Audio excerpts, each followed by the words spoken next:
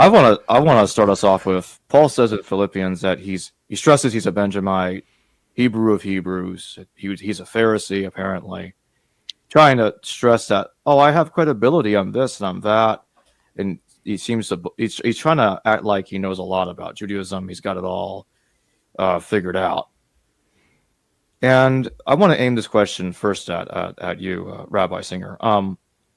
When you go through Paul's letters, does he accurately represent the Torah, or does he misrepresent Jewish law frequently? He very deliberately misrepresents the Jewish scriptures. I have to say this, or else I'm going to lose my mind, because he talks about himself being a Pharisee quite a lot.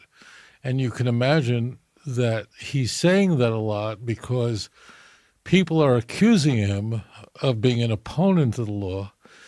And this comes out in the book of Acts. And this is kind of embarrassing. It wouldn't be there. We wouldn't have all this pushback in the Christian canon if this wasn't a massive issue. And Paul is routinely pushing forward his CV, his credentials. And in the ancient world, as today, it's the word Pharisee and the term Orthodox Jew mean exactly the same thing. It's identical. When he uses an example, let's take a really nice word, faith, okay? That's a really attractive word, whether you're a theist or an atheist or somewhere in between. Faith, what an attractive word. Well, when the Hebrew Bible used the term faith, like in Sefer Habakkuk, in the book of Habakkuk, chapter 2, or with Abraham, we are told that the person who is genuinely just will have trust that God will keep his promise. It's Tzaddik be'emunosa yichya. Habakkuk chapter 2, verse 4. This comes up a lot. It comes up in Romans chapter 1, in Galatians 3. It comes up in Hebrews 2, which is Pauline. It's not written by Paul. But what is meant in the Hebrew Bible is that even though the redemption tarries, be patient. Abraham trusted God, meaning he had faith in God, that God made a promise to him, and Abraham trusted that God would keep his promise. What Paul does is he eviscerates that meaning entirely, and instead he uses it in a sense of antinomian, in that God opposes the ritual commandments, and that you don't need to keep the ritual law. And therefore, in his view, faith is an opponent of the works of the law. This is something that's completely alien to the Hebrew Bible. So this is going to happen a lot with us, is you're going to hear Christians and Jews using the same word. We don't mean the same thing at all. Faith in Tanakh means that you persevere, and despite vicissitudes, you trust that all will work out in the end. That's what faith means. When God called Abraham and tested him, Abraham demonstrated by his behavior that he had faith in God. Not that he spoke to God, that he, in fact, put his trust in God. Paul eviscerates that completely, and Paul seeks to, from beginning to end, Christ is the end of the law to everyone who believes. That's critical. So he was a fierce opponent of keeping ritual commandments, and he weaponized that very attractive word, faith, to convey that. That's completely... If someone's going to ask me, how much did he know, how much did he not know, he was quoting a lot from pagan sources, accurately, and misquoting the Hebrew Bible routinely, and he got away with it. And something that James and I spoke about the last time we were all together is that he had a Gentile audience. His audience would never be able to pick this up, be able to pick this out. They didn't have the tools to do that because they didn't know, they had no access to the Hebrew Bible. Yeah. You ask about Philippians and his stress, a Hebrew of Hebrews. Now, what does that mean that you're so emphasizing, so putting in italics? It can only really mean that his Jewishness, his bona fides in that regard have been questioned. If he weren't being accused of being anti-law or in some way anti-Jewish, there'd be no need for him to get so defensive as to say, well, look, I'm a trained Pharisee, I'm a Hebrew of Hebrews, I'm a Benjamite. Well, that sounds to me extremely defensive. And when you put it in context, it's very interesting. What Rabbi brings up is Abraham. The great critic of circumcision is, of course, Paul. It is, of course, Abraham with whom God initiates the covenant by means of circumcision. And Paul makes the case, in fact, there are two different covenants here. An earlier covenant that God made with Abraham that was based on faith, and a later covenant 430 years later. These are his words. 430 years later, the law. It's insane that the notion that the law was given through angels would come up in the Christian Bible. It does, actually, to weaken the force of law. This is completely made up. And he asks the question, if you have two contracts, an earlier, let's say I make a contract with you, and then there's a later subsequent contract. Well, the first original contract is the one that matters, is the one that takes, is the one that has the force. So to him, they're completely at war with each other. This man can't possibly be a Pharisee. He, like today, you people could study about Judaism. Judaism at the time, I know this would, some of the viewers may not realize this, but in the first century, Judaism was the only monotheism in the world, the only Abrahamic monotheism in the world. So Paul does exactly what James says. He actually, to them, their intention, they're at war with each other. And therefore, the former agreement, that which is made with Abraham based on faith, overrides any later contract that was made based on the law. I don't see how Paul could be more explicit in exactly that regard. He was also very, very full of himself. He was one of the things about Paul is he's very temperamental. We've met people like this, right? These are people you don't want to have lunch with. There are people like that. Believe me, I'm not. You bring up the question generally for this episode: was Paul a liar and a con man? One of the striking defensive things that he says repeatedly is, "I'm not lying. Believe me, I'm not lying. Oh, I'm not lying.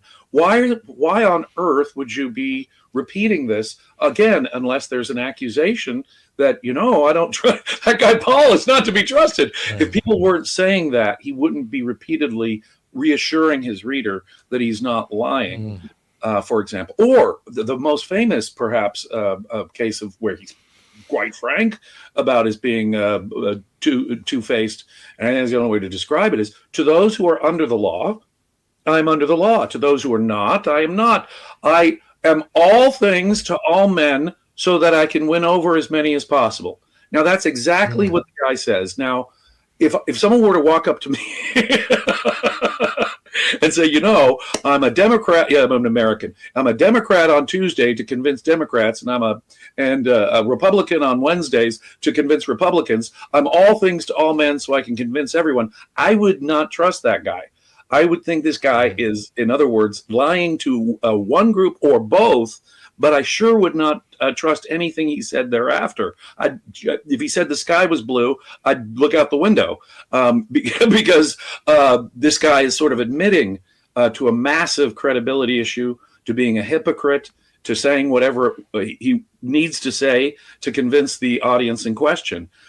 That's tantamount to admitting he's in effect a liar. But as I say, we also get that sense of it when he's being so defensive. I'm not lying, as he repeatedly says. So, no, I think he was, to a significant extent, a liar and a con man, Jacob. In fact, to add to what James just said, so James was quoted from an indisputable letter from 1 Corinthians 9, and Paul, I don't even think he realized it, admits that he wasn't a Pharisee, because he says to those who are under law, James just said it, but I don't know if you picked it up. To those who are under law, I become as one who's under the law, meaning as a religious Jew, although I'm not under the law. There, it slips out of his mouth that he's not under the law. He can pretend, he could be a chameleon and pretend to be like so. So I don't know why people don't notice this, because he openly says, I am not under the law. Not under the law. I thought you were a Pharisee. He doesn't claim to be a student of Gamaliel, but the claim is, well, what are you talking about? You're not under the law. And you see this also in a very intriguing chapter in Romans 7. Romans 7 stands out because Paul is addressing Jews in Rome, Jews who had become Christians. And he wants to convince them, that they don't have to keep the law. He uses the analogy of a woman whose husband had died. She's no longer bound by the covenant, her marital vow, given that she's now a widow. And he then in that chapter just confesses that until he knew about the law, until he was aware of the law, it was only then when he became aware of the law that he became a sinner. What? When did that happen? Like were you 22 years old that you found out that there were certain behaviors that were sin? Oh, I guess I'm a sinner. That doesn't make any sense at all. A religious Jew, and it really is the same. As James knows, any Hebrew reader could walk in to the Israel Museum, the Shrine of the Book, where you have on display the Dead Sea Scrolls, that are more than 2,000 years old, and any Hebrew reader can read it like a newspaper. I mean, as long as it's legible, let alone the Aleppo Codex is there, we can read it. I mean, a native English speaker would not understand Chaucer, would not understand. That's like not even 1,000 years old. So for Paul, what stage did that happen? So Paul very clearly was not a Pharisee. I don't believe he was persecuting Christians in the way that he makes himself out to be. I think he's doing that to exaggerate that he's a hostile witness. I think he just persecuted everyone. I think he just had trouble getting along with people. So when he wasn't a Christian, he couldn't get along with Christians. That was all. And then he exaggerated his hostility in order to lend credibility to his newfound religion. Well, he does say in Philippians that as for zeal, I persecuted. And if the Christians he's talking about are the Christians he's having a heated argument with in Galatians, perhaps that makes sense. But otherwise, he does seem to be over-stressing, in a sense, his Jewish credentials in that context in Philippians. Why would you go that far? We know you're a Christian. You're this great Christian writer. Oh, in zeal, I persecuted Christians. Folks, trust me on this. I'm a Hebrew of Hebrews, trained Pharisee of the tribe of Benjamin. When you layer, and that's the other thing, he's layering these descriptions, which makes it sound all the more defensive. It's clear to me that there were some sane voices who were familiar with Judaism who were pointing out, this Paul guy is in direct contradiction to our faith and to our law and to our literature. And Paul is being very defensive in reacting to it, as I think he probably deserved to be. The last time I spoke with Rabbi Singer here with you, Jacob, we showed how the Tanakh, how Hebrew literature is systematically and routinely turned on its head, turned inside out, turned upside down. It's not merely a slightly different interpretation. Paul is turning it on its head, inside out, giving things the exact opposite sense and meaning of the original. And to some people, at least, that had to be obvious, and he's obvious in his own time, and he's obviously, in my view, being sensitive to that criticism, and for natural reasons I think make perfect sense. You've met Orthodox Jews in your life. Have you ever met an Orthodox Jew who read a literature written by an Orthodox Jew who says, I was circumcised on the 8th day? What? Were you like, what is that? I mean, could anyone point to? Yeah, he's the one who says that verse? It doesn't matter. And now he's stressing there, I was circumcised. On the 8th day, yeah, what was that insane? You don't remember. I thankfully don't remember my circumcision. No one introduced me. I was circumcised on the 8th day. So this is very, look, I'm sure James will agree with me that the most rigorous methodology we can use to know if what we're reading in the Christian Bible is in fact embedded in history, really maps onto something that actually happened, is that that criteria of embarrassment. I mean, it's inconceivable that the hostility toward Paul couldn't get along with Barnabas and John Mark, his cousin. Like, how would that make that in if that wasn't historical? That's so embarrassing. Barnabas introduced Paul to the Jerusalem church. You have a guy who really could not get along with people, and people saw through them very quickly. And my sense is that Paul has so many female companions because they were least likely to oppose him, least likely to be opinionated, least likely to express any opposition to him. It's very transparent that's what's going on here. And Paul states in Galatians 3:19 that he thinks that the law was given by angels. I think that's something else that's very interesting for Paul to say, since he claims that he was a Pharisee. Right. Where did they get this idea? I mean, we're told quite explicitly where the law came from. And where does this idea come from, Rabbi, you think? Oh, it's this, as you said, Galatians 3 is core to Paul demeaning the law. I mean, that's the whole Galatians 3. Paul is saying that the law of the covenant that God made with Moses at Mount Sinai is inferior. Well, to say that the law was given by angels, although this is nowhere in the text, the whole point of the text is that God is speaking to the children of Israel, declaring the 10 Commandments, which we read in the synagogue this past Sabbath, Exodus 20, Deuteronomy 5. And the whole point is, you've heard my voice, and the Bible says, the Torah says, that no one else would make such a claim. It's an intriguing statement in Deuteronomy 4:32. It says, only you will have a national revelation. And the author says, is there any other people that ever even claim to hear the voice of God and still live? That's the whole point of it. The whole point is that you're not taking anybody's word for it. And when the Jewish people heard the voice of God at Mount Sinai, they literally say, we're dying. Okay, Moses, we know you're the person, verse 18. Now you tell us the rest because we can't handle this anymore. Moses is not happy with that, because he sees that the Jews are looking for more of a mediator than he's willing to give. And then we have the golden calf problem. So, that same trope is on the lips of Stephen in the book of Acts, where Stephen proclaims that the law was given through angels. Well, how did that get in there? That was a trope of early Christians, that the law was given through angels. So if given through an angel, so therefore it is inferior to that which is given directly through God, without any intermediary. That's the whole point of it. It's completely non-biblical. It's inserted maliciously in order to demean the value of the law versus the covenant that God gave to Abraham, which was directly, and there was no angel involved. If you enjoyed this program, please like and subscribe.